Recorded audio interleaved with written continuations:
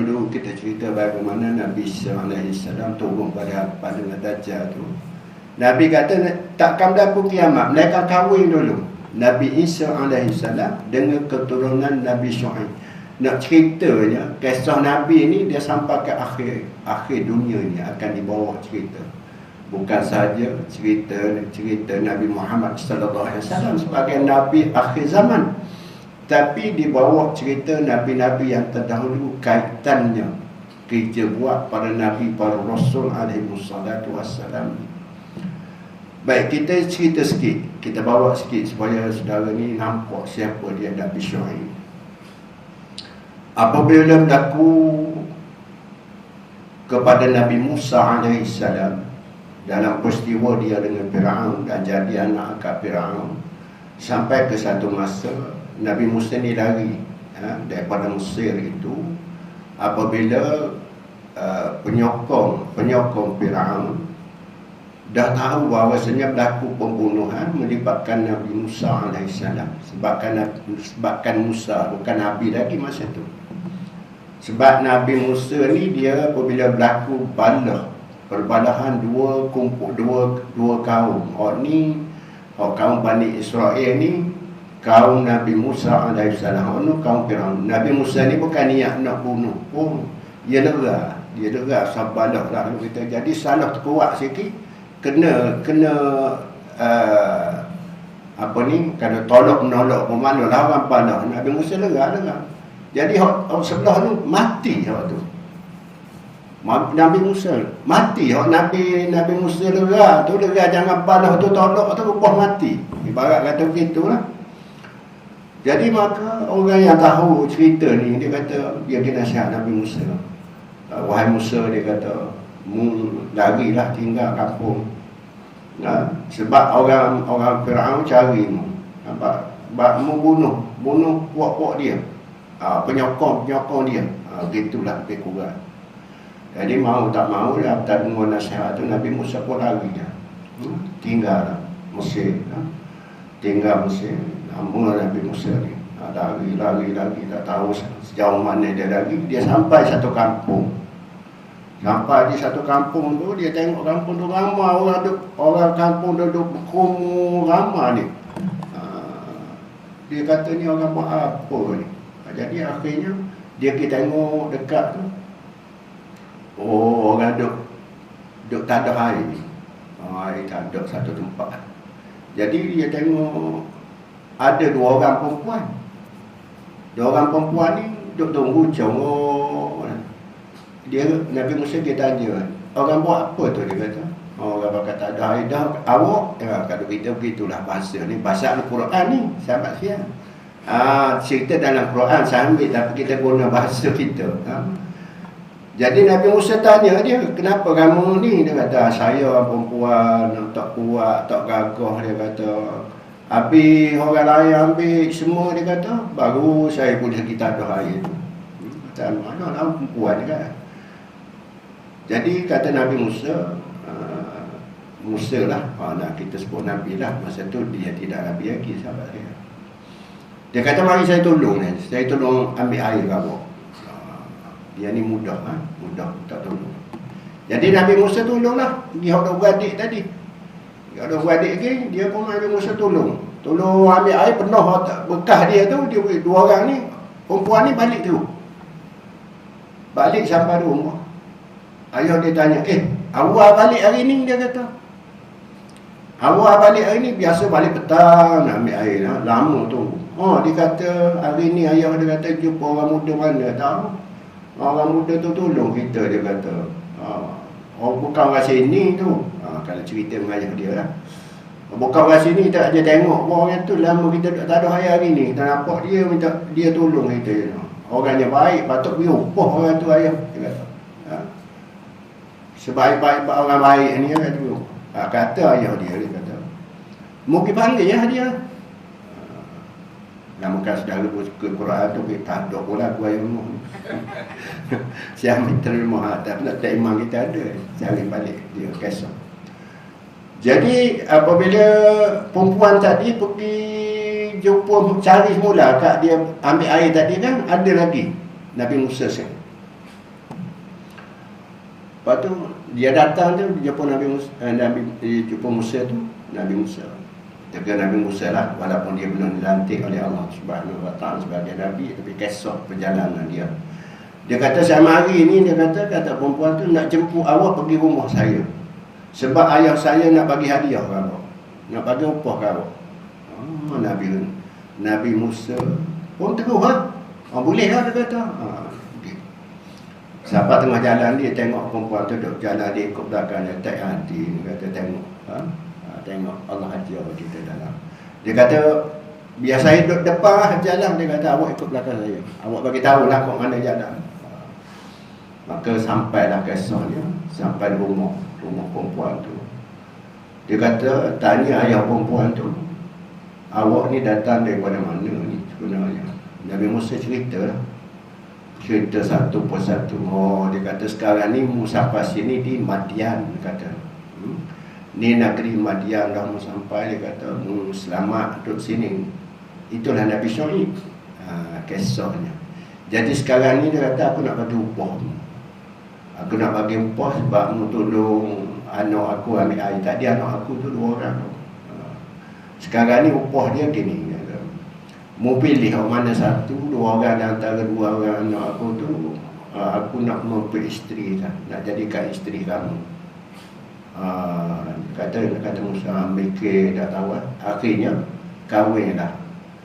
Dia kata mas kahwinnya gini, mas kahwinnya mu tolong bantu aku kerja selama 8 tahun. Nabi Musa. Allah sebut mu tolong bantu aku buat kerja, kalau kebun lah, kalau aku terenuk terenuk unta lah, mu jagalah. Dia kata selama 8 tahun. Kalau mu nak jaga 10 tahun pun mu punya bahasa lah. Kata Nabi Syuaib. Jadi Nabi Musa bekerja lah situ hingga sampai ke tempoh yang dijanji mas kahwin tadi. Mungkin 8 tahun ataupun 10 tahun sampailah sampai masa Nabi Musa ni nak balik semula ke Mesir. Nak balik semula ke apa dia bagi tahu. Jadi maka hadiah yang diberi oleh Nabi Syuaib kepada Musa tongkat adalah, yang mana peristiwa tongkat berhadapan dengan Fir'aun itu sendiri. Tongkat tu hadiah daripada Nabi Syuaib. Itu Nabi Syuaib. Padahal nak ceritanya sahabat sekalian, kisah para Nabi ini dia tak habis di situ. Untung kitanya umat Islam. Sebab tu orang bukan Islam ni, apabila dia mahir, dia biasa dengan Al-Quran, dah baca terjemah Al-Quran, di mutaakhir ini akhirnya dia masuk Islam. Dia masuk Islam. Semua jawapan yang tergantung apabila dia menganut Kristian, dia tergantung jawapan itu semuanya dijawab di dalam Al-Quran. Sebab tu dia takut, akhir-akhir zaman ni dia takut musuh-musuh Islam dia gunakan benda-benda dia bakar Quran lah, nak biar orang takut dengan Al-Quran. Tapi hidayah Allah Subhanahu Wa Taala tak ada masalah. Nak buat banyak pun manusia tak mampu nak dapat dengan suasana ini. Akhirnya Al-Quran ini adalah yang menjadi rojakan umat Islam. Orang-orang lain, agama lain pun dia mula dekat dengan Al-Quran. Pasal tu ramai hasil daripada apa yang akhirnya dia masuk Islam, dia baca hadis, dia sedar bahawasanya perjalanan dunia itu begitu. Akan berlaku peperangan demi peperangan. Bukan saja di zaman kita, malah di zaman akan datang hingga akhir dunia ni. Orang yang selamatnya bila, orang yang aman tenteranya bila, ketika pemerintahan yang berlaku di zaman Nabi Isa AS. Terus sekejap pada itu berlaku balik bencana yang menyebabkan dunia ni dikiamatkan oleh Allah Subhanahu Wa Taala. Itu kisah-kisah yang terkandung. Sebab tu saya sebut tadi, Nabi kata tidak akan berlaku kiamat hingga kahwinnya Nabi Isa AS dengan keturunan Nabi Syuaib tadi. Kita tak tahulah generasi itu sampai ke generasi sebagai ke tahap mana. Itu kisah-kisah yang akan berlaku di perjalanan dunia yang berlaku hari ini. Jadi sahabat sekalian, malam ni pagi ni saya tak bawa kisah Dajjal tu, nak bawa benda lain pula sebagai renungan. Sebab kisah Dajjal tu Kita akan baca daripada semasa-semasa kita bawa hinggalah kisah Ya'juj Ma'juj. Jadi hari ini saya pilih satu hadis kursi. Hadis ni adalah mudah. Jadi sekali-sekali kena baca. Untuk renungan. Kita renung pagi-pagi ni. Kalau kita renung pagi ni dia lain macam sikit. Dia tak sama dengan renung lepas sahur. Lepas sahur kalau duk nengung mikir pun ingat ke laut tak habis lagi lah rumah. Jadi kalau pagi ni dia tak mikir apa. Dia tak tahu nak makan apa pagi ni. Saudara tahu tak nak makan apa pagi ni? Tak tahu. Seorang tak tahu. Niat ada. Nak makan di sana, nak makan ni belum tahu. Sebab yang menentukan rezeki saudara Allah. Allah. Kita duk rancang, kita rancang je. Tapi ada rancangan kita tu menepati, ada kalanya tidak menepati. Sebab malaikat hak jaga rezeki kepada kita, jaga rezeki. Kita ni dua. Atas kita seorang ni ada dua malaikat. Yang jaga, satu yang jaga pintu langit, yang jaga pintu langit tu. Satu hak turun rezeki, satu hak jaga hak naik amal kita. Ni hak nama saudara duk kumpul pagi ni, dia akan naik. Amal ni akan naik. Ada malaikat yang jaga, senyum dia. Tengok ni Pak Mak, ni Pak Ali, sebut kata. Bila malaikat ni dia menangis. Sedikit kita mati dia menangis. Tak ada dah dia kata Pak Ali. Amal Pak Ali tak naik. Amal Pak Mak tak naik. Tutup lah. Ingat kita hidup gini dah. Sekeliling malaikat duk jaga kita. Musa duk sombong lah. Hari ni mu nampak sihat. Alah. Malaikat tolak sikit sokong. Mati. Saudara, orang mati tu, siapa yang jaga? Malaikat maut. Pung kata 5 orang pun dia tolak sikit. Malaikat maut tolak sikit, 5 sebab siapa masa dah. Masa dah asing. Ibarat kata begitu. Jadi kena ingat-ingat sikit. Kita ni bukan kita jaga ni. Kita bukan kita. Kita ni siapa? Tak ada benda pun sebenarnya. Tak ada apa pun kita. Saudara mari masjid ni semuanya digerak oleh Allah Subhanahu Wa Taala. Allah buka hati saudara, nampak masjid. Selek mata masjid, Allah beri. Ingat. Orang lain, orang tahu Allah tutup dia. Bangun pagi tak mikir nak mari masjid. Tak ada hidup dia fikir masjid. Wah, apa masjid? Biasalah masjid. Tak hari. Saudara selek mata ingat masjid. Ingat kita ke? Dah. Allah. Pak tidur tadi pun kita tidur pun ingat pagi esok nak mari. Kau Allah jaga kita. Baik, sahabat sekalian, hari ini saya nak pilih satu, kita pilih bagai mukadimah ini sebagai sekali-sekali saya akan baca. Pengajaran, dia kata pengajaran yang pertama ni dia kata kematian dan alam kubur. Saya tak kali sebut, tapi saya tak kait dengan hadis kursi. Allah Subhanahu Wa Taala berfirman, yaqulullahu Subhanahu Wa Taala, ya bani Adam, ajibatu liman ayqana bil mauti kaifa yafrah. Di hadis kursi ya. Hadis kursi ni saudara tak tahu kena baliklah, kena kasih. Hadis kursi ni dia daripada Allah Subhanahu Wa Taala. Semuanya daripada Allah, tetapi dia tidak sama dengan Al-Quran. Al-Quran melalui Jibril alaihissalam turun kepada Nabi. Tapi hadis kursi ni daripada Allah Subhanahu Wa Taala kepada Nabi melalui berbagai-bagai cara. Sebab Nabi ni tak ada apa sambat siang. Semua daripada Allah. Wa ma yantiqu anil hawa in huwa illa wahyun yuha. Nabi tak cakap ikut dia. In huwa illa wahyun yuha. Mereka wahyu daripada Allah. Baru Nabi cakap. Sebab tu sahabat tanya benda-benda pun Nabi tak jawab kan. Nabi sahabat 2-3 kali baru Nabi jawab. Sebab turunnya wahyu daripada Allah dan baru Nabi jawab. Sahabat tanya Nabi SAW, ya Rasulullah, saya selalu baca, tapi nak peringat, nak ingat balik. Sebab nak tutup tahun ni, kau tak ada tahun depan kita ada dah. Sahabat tanya Nabi, ya Rasulullah, kita ni masa hidup ni ya Rasulullah, boleh bersama denganmu ya Rasulullah, minum pagi, makan pagi. Contohlah, sebut pergi perang, pergi jalan denganmu, boleh dengar kuliahmu hari-hari, peringatan daripadamu.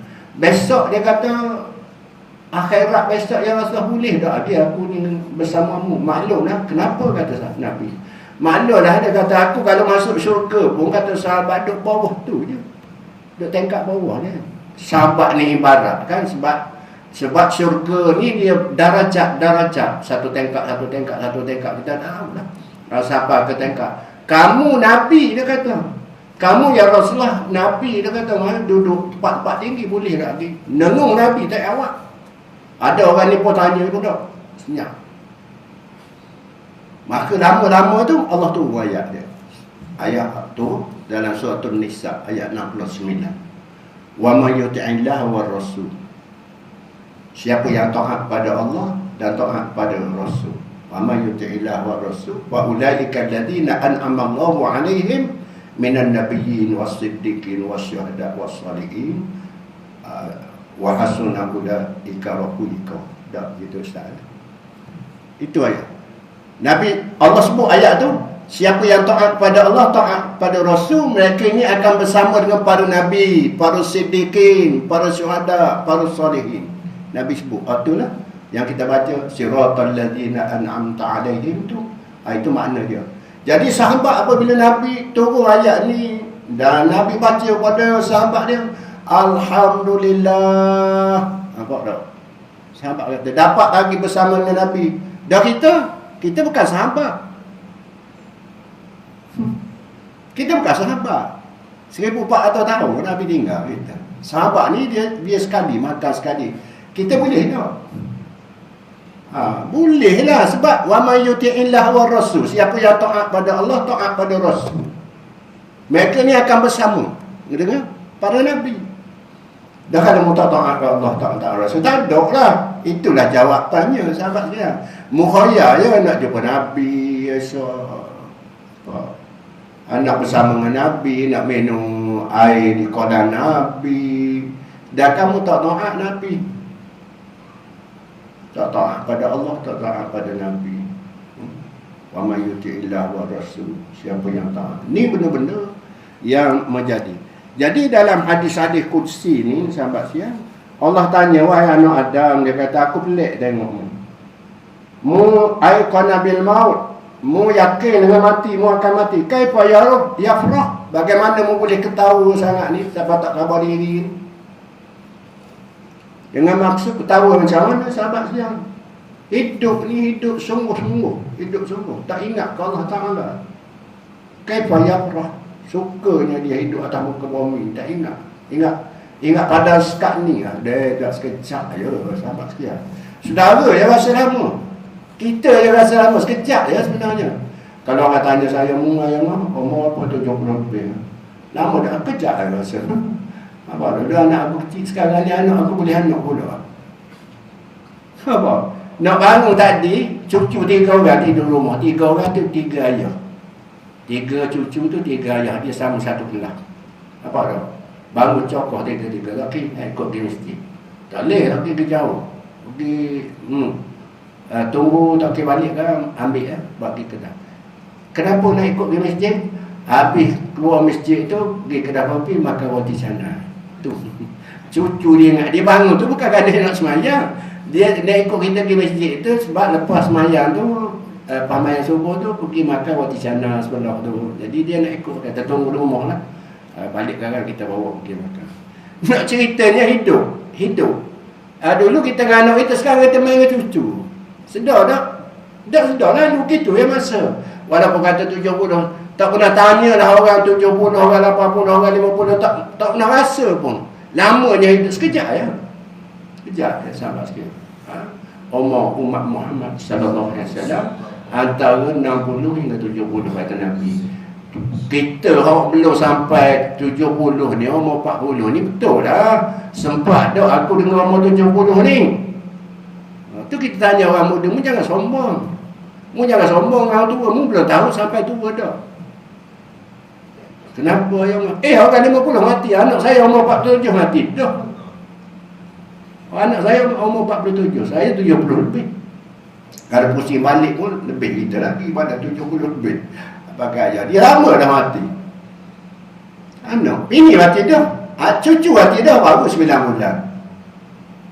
Semua ambil kira belaka, sahabat sekalian. Semua dikira belaka. Dah kita mudah bangga apa? Tiga. Lepas tu sahabat sekalian, kalau kita tengok kaifa yabrah, yakin mu akan mati, bagaimana mu boleh ketawa ni? Baru ni saya pergi satu program seminar harta pusaka. Dia dedah dalam tu, dia kata harta pusaka ni, dia kata lebih 100 belia umat Islam yang tidak dituntut. Bukan tak tuntut, 4 lapis. 4 lapis hingga nak selesaikan pusaka tu tak selesai. Dia jadi Baitul Mal. Apa dia harta umat Islam? Sahabat sekalian, kita rasa hidup kita tak ada harta, tapi apabila kita mati ada harta sebenarnya. Benda yang kita rasa dulu masa hidup tak boleh selesai, tak boleh selesai dah, benda kecil. Akhirnya benda ni jadi masalah yang akan bertimbung esok. Tak selesai. Saya cerita saudara, ni saudara semua ni ada harta belaka. Ada harta belaka. Kita dapat harta, ada kebun, ada banyak. Dah, rumah pun harta. Anak berapa orang ada. Baik. Dia pergi buat seminar tu, dia cerita bagaimana masalah. Sebab tu orang kita ni, dia tidak pernah selesai masalah dan tidak pernah buat. Sama ada buat tu, dia buat, dia panggil bagai-bagai lah. Ada sebut dalam harta pusaka ni. Saya kena benda ni, sahabat sekalian, dulu saya tak terfikir pun. Apa tak? Saya kena hal ni jadi masalah pada saya dalam hidup ni. Akhirnya rumah, isteri saya meninggal rumah tu nama dia. Sedangkan masa hidup dia, kita dia ingat dah biasa dah rumah. Rumah taman rupa-rupanya dia benda tu besar. Apabila lama duduk dia daripada beli mula 50,000 je, tapi dah dinilai akhir sebab sikit hingga habis tanah kawasan tu. Nilainya ratusan ribu. Anak beranak ni apabila dengar nilai yang ratus ribu, mana boleh dia seorang ni, mesti kena bagi ramai-ramai adik-beradik ni kata kan. Jadi saya ni awal-awal lagi, saya beritahu kau sebab saya kahwin dengan rumah saya ni tak apa anak. Saya kata kalau saya mati dulu tak ada masalah, tapi kalau awak mati dulu, bagaimana benda ni kata, nak selesai besok. Saya tak tahu nak bertanggungjawab benda kecil ni. Dia kata begini lah, dia kata macam mana kalau rumah ni kita wakaf dia? Kata bagus juga. Wakaf dia kata. Niat wakaf. Sekarang ni kita tak buat surat apa lagi, surat tu. Awak kena bagi tahu dulu keluarga awak ni yang ada ni. Maka ini bagi tahu keluarga. Betul sungguh sahabat saya. Dia meninggal. Saya pergi tanya adik-beradik dia masih ada adik-beradik. Macam mana rumah ni? Rumah dia wakaf. Alhamdulillah. Jadi kalau semua dah tahu hak dia wakaf ni, jadi kita buat wakaf lah. Hak ni hak ada. Apabila kita pergi ke mahkamah nak buat benda ni, hakim tanya, dia kata berapa orang lagi ada adik-beradik? Kita kata yang hidup ada 2 orang lagi. Kena bawa semua. Ya Allah, nak bawa mana? Kursi roda dah. Hak ada tu kursi roda dah. Bukan duduk bandar puantan ni rumah itu mahkamah, bukan. Duduk pegang. Macam mana nak orang ni mikir? Akhirnya buat satu surat, dia menyerahkan hak milik ni, pusaka ni kepada saya seorang. Dah sampai ke hakim ya ke hal ni? Kalau gitu dia kata kita nak surat hak mati, hak adik-beradik hak lama dah. Hak yang tak ada tu dia nak juga surat mati. Nasib baik sahabat saya. Kita ni dengan anak yang arwah-arwah adik keluarga ni baik belaka. Orang tolong bantu, orang ni tolong bantu. Jadi dapat semua surat tu buat. Saya tak cerita lah hak kata ni, saya cerita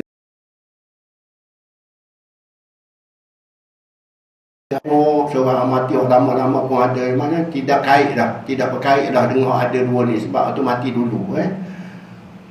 Dia kata sekejap ya pakcik, insya-Allah dia kata akan selesai secepat mungkin. Apa sekarang tak selesai kita kan. Tahu kalau selesai dah, saya terpaksa buat surat pula sekali lagi. Naik pula buat surat, ambil cap mahkamah buat surat bahawasanya rumah ini kalau sekiranya turun besok selesai nama ni, turun nama saya, anak saya tidak berhak lagi untuk menutup sebab rumah ni saya dah amanahkan kepada sekian-sekian yang memegang amanah. Mana kalau kita mati pun baru selesai tahap tu sahabat sekalian. Itu baru rumah, jangan main-main. Kalau tanah, tu yang tanah yang ambil dia adik-beradik seorang, paksa dia ambil tapi tak ada waktu kau nama sebab dia tak nak beri kau lain. Akhirnya tanah itu tak selesai sampai ke dia mati. Tak selesai. Oh ni yang jadi sekarang. Sebab tu saya sebut, sahabat sekalian, selesai benda ni. Kalau kata-kata anak 5, orang lain ada rumah belakang ni yang tak ada rumah. Yang nak pergi ke hak ni. Dan kamu kena bayar ke adik-beradik mu lain ni banyak sekian-sekian kalau ayah mati. Contoh. Jangan buat nama lagi, buat tu dulu. Buat peristiharan pada anak-anak tu. Kita buat surat dua tak apa, jangan beri surat dia. Beri surat dia tengok nama dia, kita dia hamba. Atau pek ayah ni nama saya ni. Nak cerita sahabat sekalian, bab benda ni, bab harta pusaka, rupanya dia tarik tu sampai tak selesai.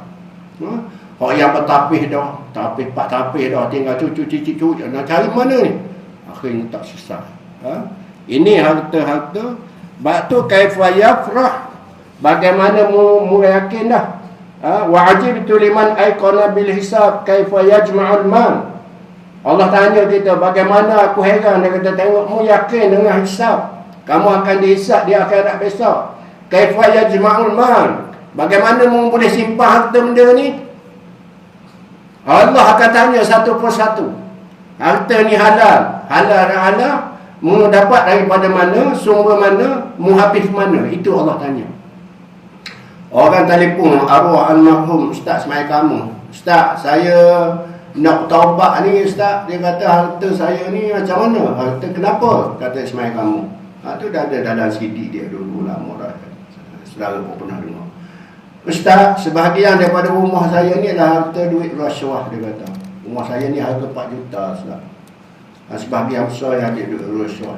Ismail kamu kata, mu nak bertaubat, rumah tu kamu serah ke Baitul Mal, baru boleh bertaubat. Sebab tersangkut lagi duit rasuah. Oh tak mampu ustaz, tak sanggup lah kita, tak sanggup, mu punya bahasa. Apa? Duit rasuah, buang dulu dalam kehidupan kamu. Mu yakin, kan? Kita yakin kita akan dihisab di hadapan Allah Subhanahu wa taala. Bagaimana kita boleh kumpul harta-harta haram, duit-duit rasuah, duit-duit penipuan yang kita perolehi. Apa? Malah nak sebut siapa-siapa, saudara-saudara faham diri lah. Apa? Nak depan dengan Allah. Wa ajibtu liman aiqana bil qabri kaifa yadhhak. Aku heran, kata Allah, melihat orang yang yakin dia akan masuk kubur, bagaimana dia boleh ketawa banyak sangat ni. Kaifa yadhhak, bagaimana boleh ketawa? Bukan tak boleh ketawa, maksudnya ketawa yang melalaikan dia daripada mengingati Allah Subhanahu wa taala. Jumpa bola tak ingat semayang, apa dah, jumpa dengan sokan, jumpa dengan hiburan, siapa tak ingat Allah taala. Ni yadhhak. Boleh kereta besar, boleh rumah besar, boleh rumah baru, siapa tak ingat ke masjid. Yadhhak, suka dengan rumah baru, sayang nak tinggal rumah, nak pergi masjid. Allah, masjid tanah pun tak comel. Ya Allah, apa suruh mari cari, asal mari masjid suruh cari tanda. Buat apa nak cari tanda rumah-rumah sebelah masjid? Balik berak rumah-rumah, dah rumah tanda comel. Apa dah? Itu alasan bodoh. Sahabat sekalian, kita akan balik bertemu Allah Subhanahu wa taala. Bukan maksud saya tak boleh ketawa, kita boleh ketawa, tapi ketawa yang tidak melalaikan kita daripada mengingati Allah Subhanahu wa taala. Allah sebut, wa ajibtu liman aiqana bid dunya wa zawaliha kaifa yatmisul ilaiha.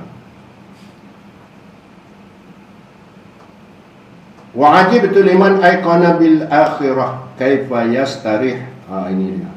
Aku heran, kata Allah, melihat mereka yang yakin dengan akhirat, bagaimana dia boleh berehat-rehat. Rehat maksud apa rehat? Sahabat dia, Allah apa dah, pehga ke mata sampai masa ni tak bangun lagi. Pehga ke tidur dia, starih, bukan tak boleh berehat. Tapi rehat pun masuk waktu kita kena mengingati Allah Subhanahu wa taala, kita kena ingat. Sebab kita yakin kita dengan Allah Subhanahu wa taala. Dan agama pun agama yang kita pegang, yang kita yakinilah agama yang akan menyelamatkan kita. Saya nak ambil sikit lagi bagaimana huraian yang dibuat.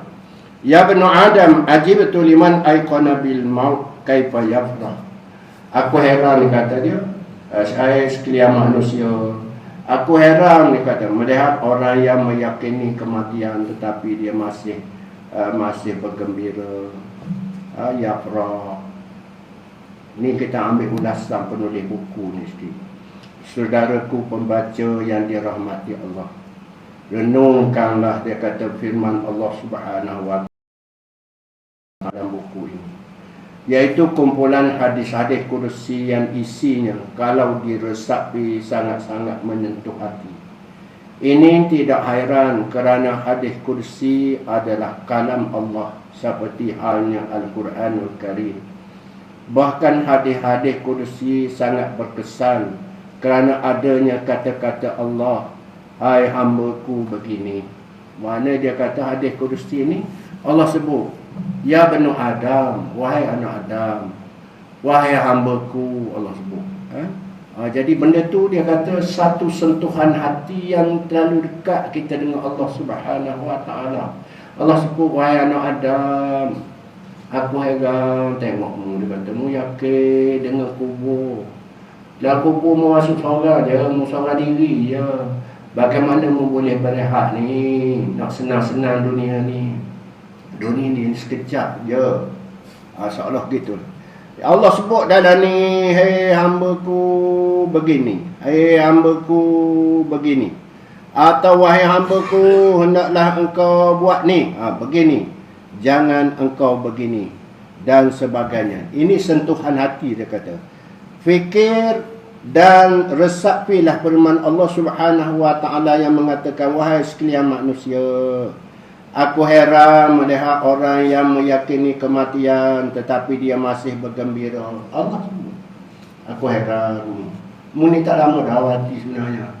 Mu seminggu lagi nak mati. Ya Allah, sedihnya aku tengok mu. Seolah gitu sahabat saya. Digambarkan sebab Allah Maha mengetahui segala-gala. Sedihnya aku tengok mu. Apa dah? Mu kumpul tu duit haram belaka, ya Allah. 3 hari lagi nak mati dah. Ya Allah, kalau kita tahu sahabat saya, tak ada maknanya, tapi Allah Maha mengetahui. Atau dia sebut tu satu sentuhan daripada Allah. Fikir dan resapilah firman Allah Subhanahu wa taala yang mengatakan, wahai sekalian manusia, aku heran melihat orang yang meyakini kematian tetapi dia masih bergembira. Sebab Allah tahu. Allahu Akbar. Mu 2 hari lagi hidup. Seolah gitu. Mu 2 hari sedih aku tengok mu, kata. Mu tak selesai lagi dengan harta mu, kata. Masih duit haram lagi awak masuk, dia kata. Mu seminggu ya lagi. Mu sebulan je lagi. Allahu Akbar. Sahabat sekalian, Allah yang mahu tahu. Ni benda-benda ni sahabat sekalian, kalau kita Allah Subhanahu wa taala heran melihat orang yang percaya tentang kematian, percaya bahawa dirinya juga akan mati dan dimasukkan ke liang lahat, tetapi dia masih sanggup lama-lama bersembang, bergurau dan sentiasa gembira. Dia tidak merasa cemas. Bagaimana kalau dia mati nanti? Dia mati nanti sudah berada di dalam kubur yang tidak ada orang yang dapat menolong kecuali Allah Subhanahu wa taala. Allah dia sahabat yang mampu tolong kita. Allah tolong kita berpadu ibadat kita sejauh mana kita beribadat, sejauh mana kita yakin dengan Allah. Itu Allah tolong. Itu rahmat Allah. Kita kata mengharap rahmat Allah. Senang ke nak dapat rahmat Allah sedangkan hidup kita tak pernah mengenali Allah Subhanahu wa taala? Ini persoalan-persoalan yang perlu kita renung. Kita betul lah masuk syurga tu rahmat daripada Allah, bukan kerana amalan, betul. Tapi Allah akan nilai melalui amalan ketaatan yang kamu lakukan terhadap Allah Subhanahu wa taala. Itu penilaian. Sedangkan kamu tak pernah kenal Allah, macam mana Allah nak kenal? Orang yang beribadat saja, orang yang taat pada Allah Subhanahu wa taala saja yang kenal Allah. Walaupun penuh dengan kelemahan yang ada pada diri dia, melaksanakan 4 perintah Allah Subhanahu wa taala, dia tetap melaksanakan demi cinta dan kasih cinta dia, mengharap sesuatu daripada Allah Subhanahu wa taala. Sahabat sekalian, kita selama semayang ni, selama kita solat ni, kita tak tahu lagi orang mana orang khusyuk yang Allah terima. Tak tahu. Ke saudara tahu? Tahu. Gong lah kalau tahu. Tak ada tahu apa sebab. Sebab satu yang Allah terima, balasan dia apa? Balasan syurga. Ibadat yang kita buat diterima oleh Allah Subhanahu Wa Taala, balasan dia syurga. Sebab tu Allah sembunyikan kurniaan Allah, rahmat Allah Subhanahu Wa Taala kepada orang Allah sembunyi. Bila Allah nak beri, ketika kamu dalam keadaan sekian, masuk kubur, aku tunjukkan. Sahabat sekian, ada orang masuk kubur, lepas saja soal jawab, mungkin akhir relax dah. Ziarah dah dia. Ziarah kawan-kawan dia yang lama mati dulu pada dia.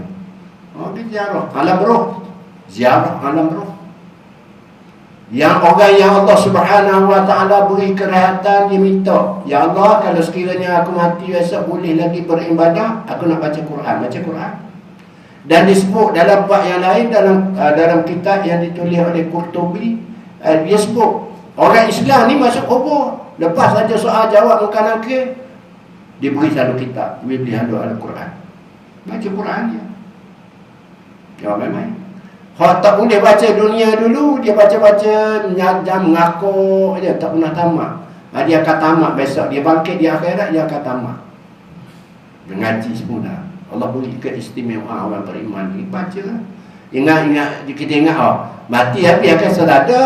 Walaupun tak ada pahala, tapi ibadah. Ada para-para waliullah yang dia minta, kalau boleh dia kata nak semayang, masuk kubur tu, tak selesai lagi persoalan tu, dia semayang dah. Dia minta dengan Allah Ta'ala nak buat ibadat. Sampai ada kisah-kisah bagaimana orang gali kubur, jumpa tengok dalam kubur. Orang gali kubur cerita kisah-kisah lama disebut. Buat ni tak ada cerita kisah, dia tak percaya. Apa nak mimpi, lagi tak percaya apa benda mimpi nak. Dan mana lah cerita kau pasik. Bila nak percaya? Bila nak percaya jumpa Nabi? Sahabat sekalian, orang yang Allah beri istimewa jumpa Nabi ni pun duduk mana? Hadarul Maut. Sebutkan satu kisah dalam buku dia. Puak-puak ni dia kata, golongan ini dia kata boleh katakan tiap malam orang ni temu Nabi, orang ni temu Nabi. Kalau lama sikit tak temu, mana dia kata dia ada pelik, tak mimpi lagi jumpa Nabi sallallahu alaihi wasallam. Tak jumpa Nabi. Dia kira-kira, dia selawat sikit. Mereka ni berselawat 1000 kali lebih sehari. Duduk mana pun tak ada benda yang disebut selain selawat kepada Nabi sallallahu alaihi wasallam. Dia kata satu penduduk kampung, kalau saudara baca dalam satu buku dia, golongan ni sentiasa bertemu Nabi sallallahu alaihi wasallam dalam mimpi-mimpi mereka. Tak pelik pun, tak apa sekali. Orang yang kasih cinta kepada Nabi, bukan saja ulama-ulama besar, mimpi bertemu dengan Nabi sallallahu alaihi wasallam, tapi ahli-ahli ibadah abid yang sentiasa dekat dengan Nabi sallallahu alaihi wasallam, sentiasa bibir-bibirnya basah dengan berselawat kepada Nabi. Ni pun mimpi bertemu Nabi sallallahu alaihi wasallam. Tak ada belah. Bukan nak jadi isu pun. Tok Guru dia cerita tu sebab benda tu lama, tapi tak pernah keluar daripada mulut dia. Yang dibawa cerita ni oleh orang lain. Tok Guru Haziq bawa kisah-kisah dia, cerita bagaimana dia bermimpi. Akhirnya sampai penghujung hayat, dalam hati lah. Apa tau? Dia akan dedah, dia akan cerita. Orang lain tak perlu tahu. Dia nak ceritakan anak-anak dia. Siapa anak dia? Pemuda-pemuda tu yang ada di sekeliling di Malaysia ni. Tu dia anggap sebuah anak dia. Aku nak bagi tahu juga kamu. Biar orang lain kecam dia pun, bagai-bagai kecam dia. Tak fikir orang lain yang nak baginya program dalam program tu. Program itu melibatkan pemuda seluruh Malaysia. Jadi lama dah dia tak pendam, dia pun nak cerita benda ni. Apa? Dia terus bercerita lah.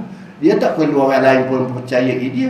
Dia nak bagi tahu kepada anak-anak yang dia bina daripada kecil ni. Duduk dalam jamaah ni. Tu je. Dia anggap semua pemuda-pemuda ni anak-anak dia. Yang perlu dia bagi tahu.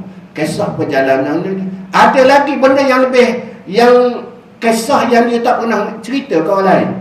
Ada seorang dua yang cerita. Ada lagi. Masih ada lagi kisah-kisah dia.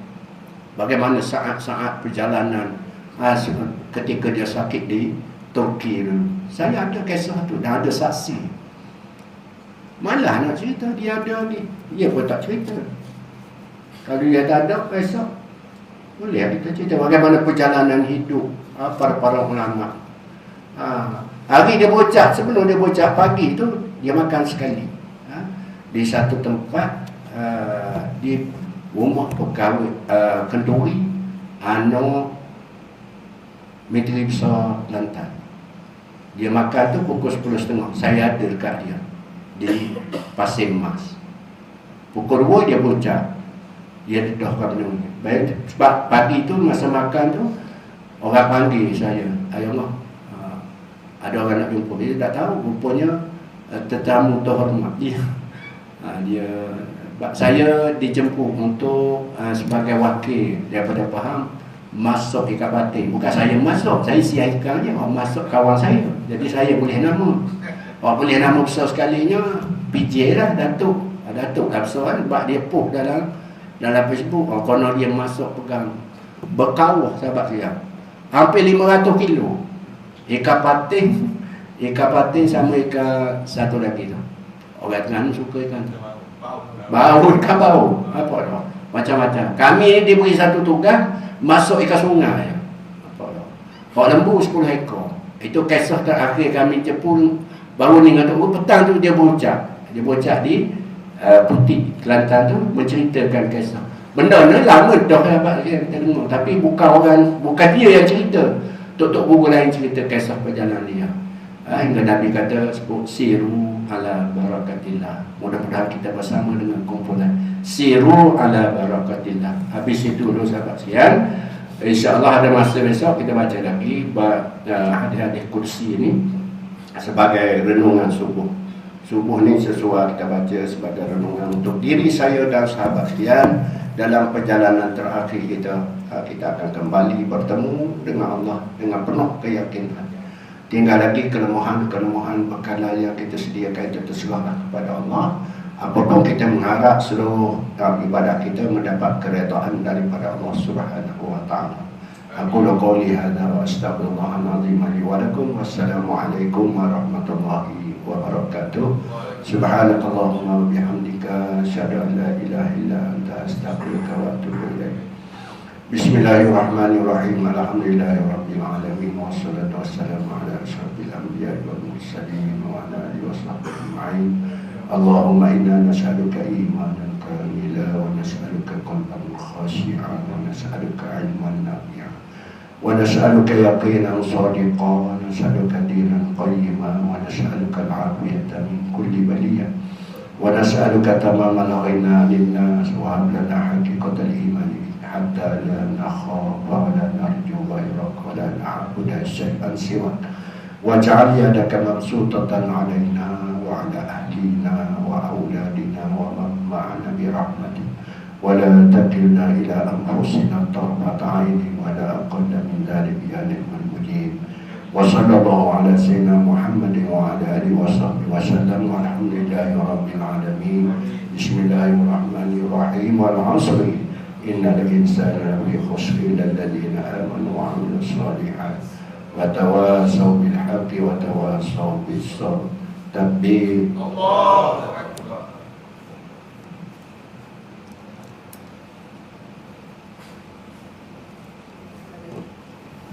Assalamualaikum warahmatullahi wabarakatuh. Ya, sahabat saya yang lain silakan untuk sarapan pagi di ruangan yang biasa.